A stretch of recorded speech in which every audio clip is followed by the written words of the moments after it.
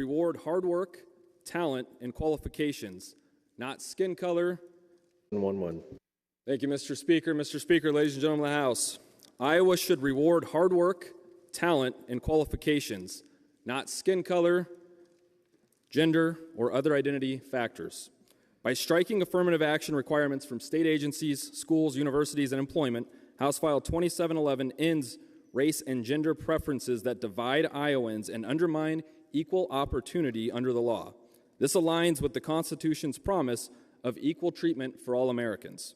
This bill ensures opportunities are awarded based on hard work, talent, and qualifications, not skin color or gender. It's a step toward a truly colorblind society that honors the promises of our Constitution.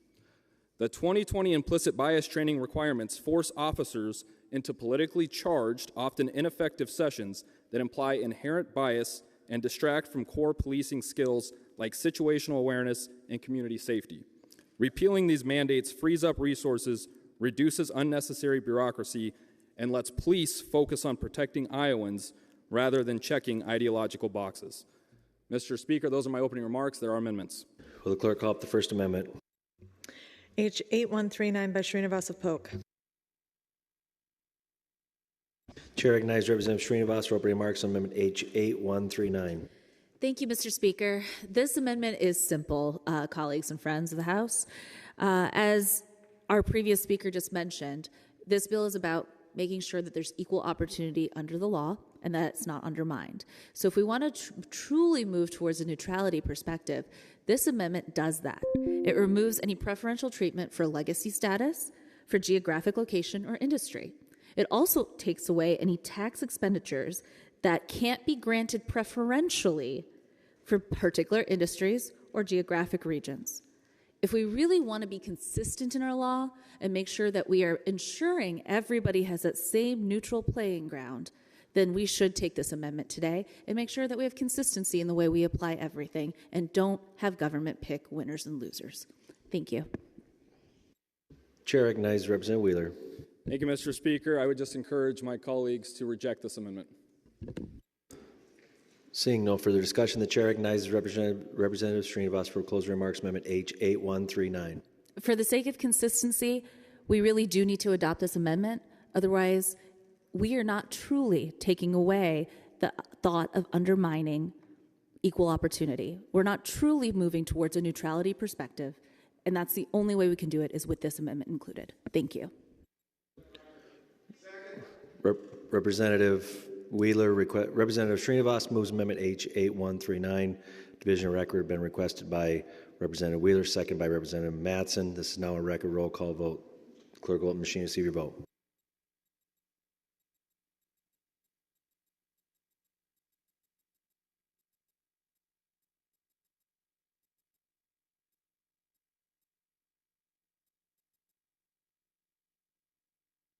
Harris votes no. Weldon votes no. Ingalls votes no.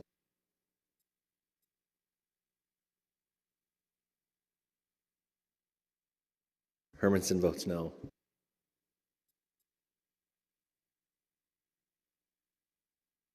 Have you all now voted? Clerk close the machine. The House may attention to results of the vote. Those voting aye, 28. Those voting no, 65. Absent or not voting, 7. The motion has, or the amendment has failed. Will the clerk call up the next amendment? H8138 by Cooling of Lynn. Chair recognizes Representative Cooling for opening remarks, Amendment H8138. Thank you, Mr. Speaker. Good evening, Mr. Speaker. Good evening, ladies and gentlemen of the House.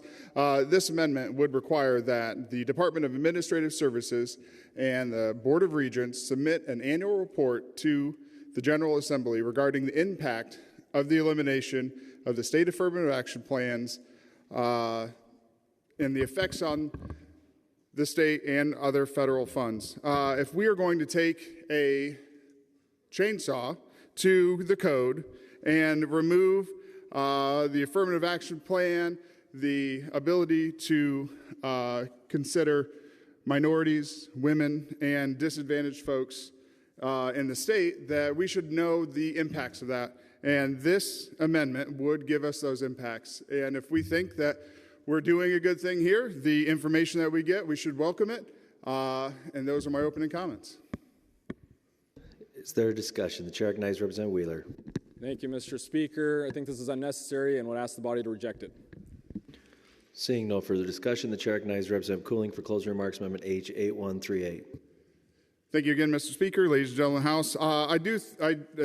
It's sad to hear that. We don't think this is necessary because if we are going to make these changes to the code, we should know the impacts and how that will impact the state, whether it's bringing down federal money and making sure we're compliant with federal programs. And I think that if we know what we're doing here, changing the code, that we should measure at that. And I think a vote for this is to make sure that we're measuring it and doing the right thing, and a vote no here is almost an admission to making a bad decision. So I will move the amendment and ask for division of the record. Representative Cooling moves Amendment H8138, requested division of the record, second by Representative Myra Polk. This is now a record roll call vote. Clerk, open the machine and receive your vote.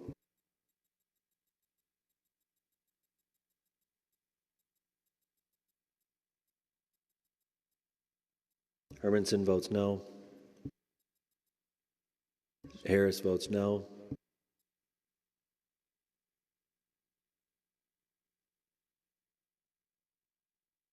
Nordman votes no.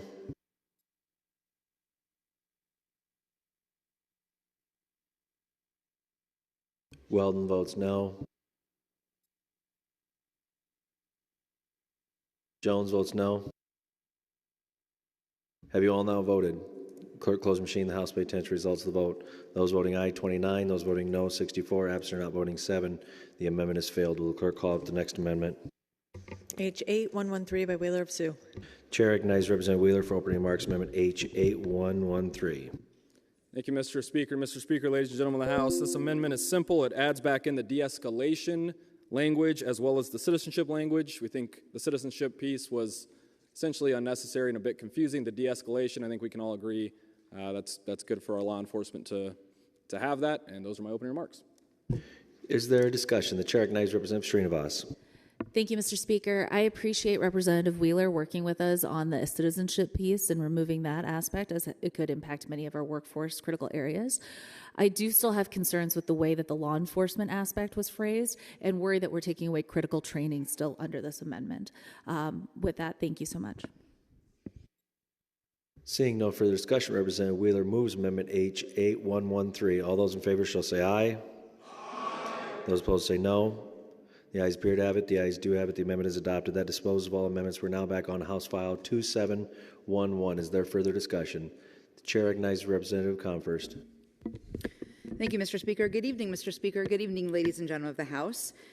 This might not surprise a lot of you, but I don't have a lot of pens from signing ceremonies with Governor Reynolds. I don't have a lot of those, but I do have one from June of 2020. One of the proudest days I've had here in the Iowa legislature was when we passed the Plan for a More Perfect Union. It was June 11th of 2020 when we discussed lots of elements that could make life a little safer for Iowans, could require some additional training for our law enforcement officers, and it was a really important piece of legislation, so important, in fact, that it passed this chamber unanimously, passed the Senate unanimously, and made it to the governor's desk in a way that we all agreed from a bipartisan perspective was a really powerful and important tool. It was a good response to circumstances happening in 2020, and it was also a good measure of how we can continue to ensure our law enforcement are treating Iowans fairly.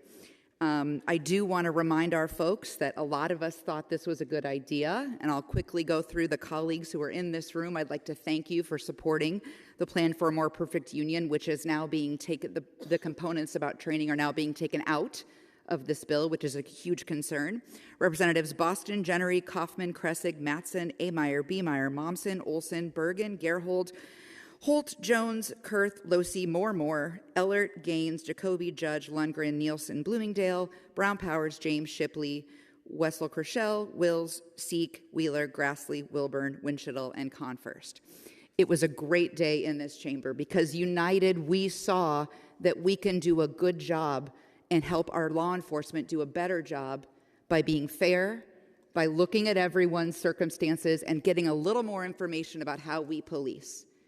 It was a remarkable moment in our chamber's history, in our legislature's history, and I'm proud to have supported it then. And I'm devastated to see that apparently we think the problem is fixed and we no longer need to train our law enforcement on these issues.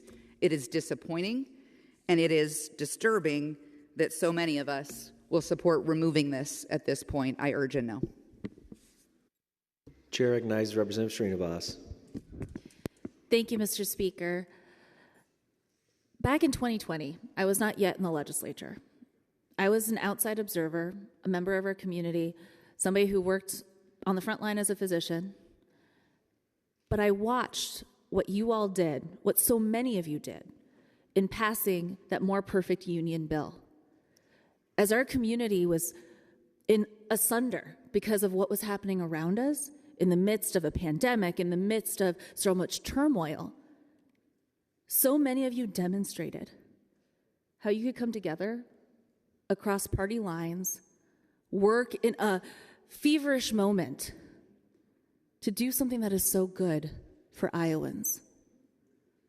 That every single member at that time, many of them are here, voted for that bill.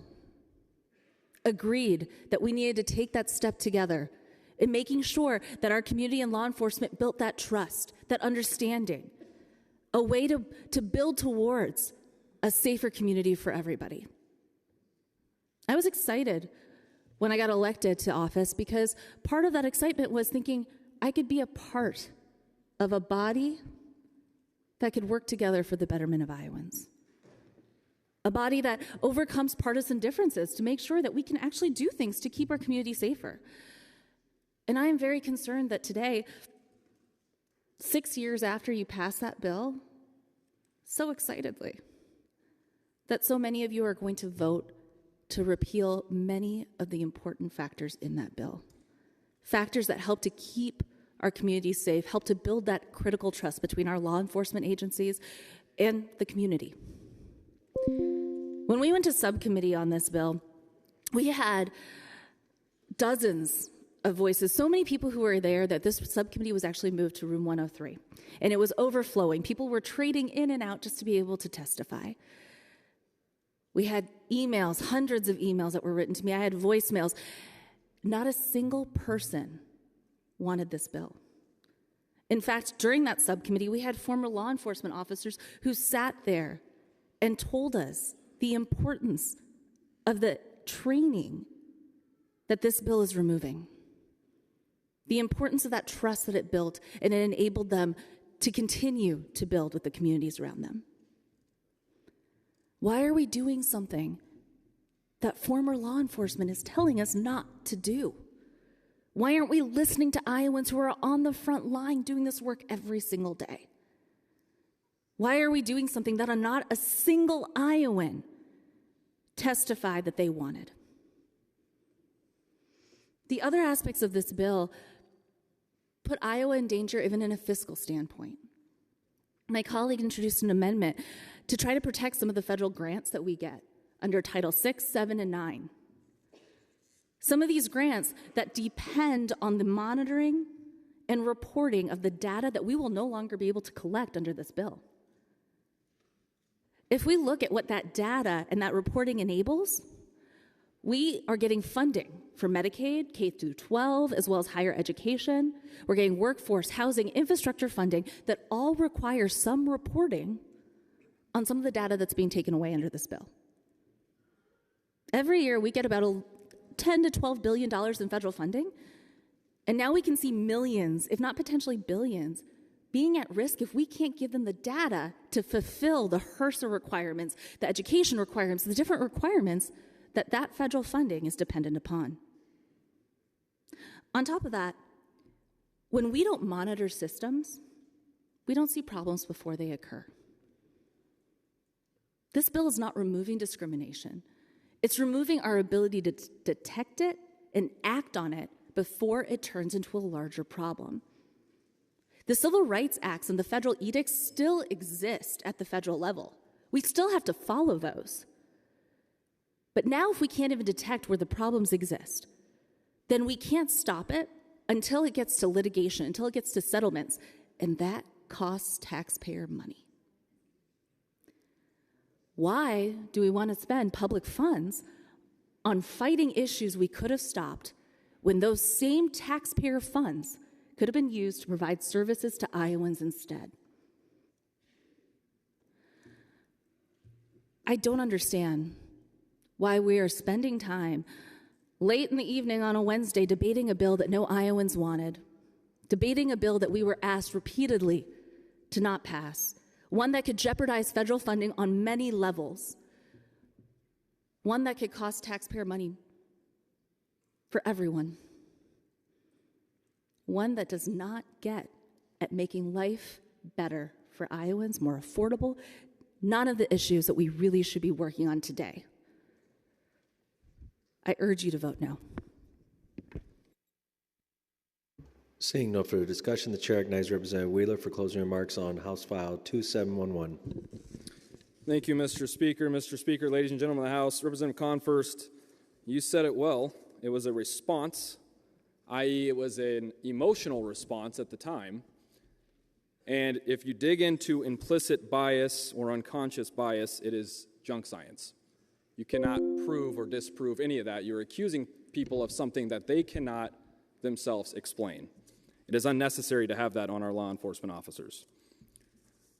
Representative Srinivas, I believe this will save taxpayer money because you're getting rid of a bunch of reports, you're getting rid of a bunch of positions that are unnecessary.